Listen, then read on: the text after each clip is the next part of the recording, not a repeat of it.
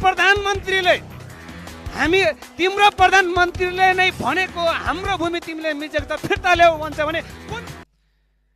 सम्माननीय सभामुख महोदय, आज यस सम्मानित सदनमा नेपालको सार्वभौम सत्ता र राष्ट्रियता र भौगोलिक अखण्डतासँग प्रत्यक्ष रूपमा जोडिएका गम्भीर विषयमा सम्माननीय प्रधानमन्त्रीज्यूको अभिव्यक्तिप्रति आफ्नो धारणा राख्नु पर्दा प्रधानमन्त्री जस्तो उच्च र सम्मानित पदमा आसीन व्यक्तिको अभिव्यक्तिप्रति प्रश्न उठाउनु पर्ने अवस्था सिर्जना भएको देखेर मलाई गहिरो दुःख र लज्जा बोध भइरहेको छ।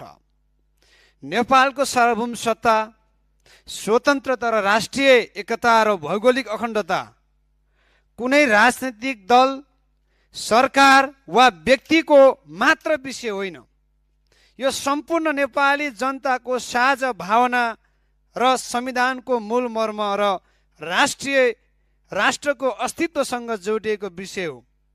त्यसैले यस्ता संवेदनशील विषयमा व्यक्त गरिने अभिव्यक्ति सधैँ स्पष्ट, जिम्मेवार र राष्ट्रहितको अनुकूलतामा हुनुपर्दछ। सभामुख महोदय, हामीलाई श्रम संस्कृति पार्टीले जनताले चुनाव जितेर के आर्छास् भन्थे। पहिलोचोटि सदनमा गएर देश बचाउने काम गर्छौँ, त्यस पछाडि मात्रै विकास र निकासको काम गर्छौँ हामीले भनेका थियौँ सभामुख महोदय।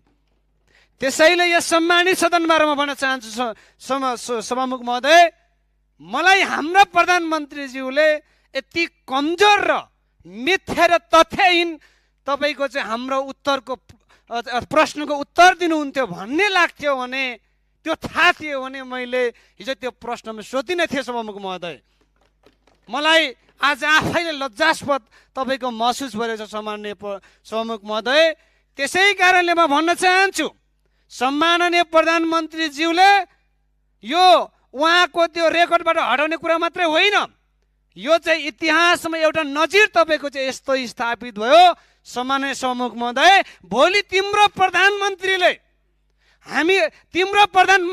नै भनेको हाम्रो भूमि तिमीले मिचेको त फिर्ता ल्याऊ भन्छ भने कुन भूमि फिर्ता दिने सम्माननीय सभामुख महोदय?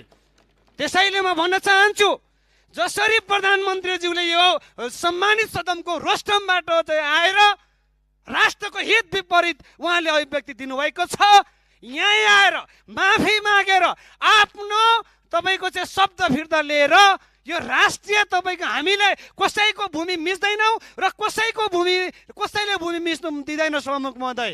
त्यसै कारणले गर्दाखेरि यो कुनै पार्टी व्यक्ति विशेष होइन सभामुख महोदय।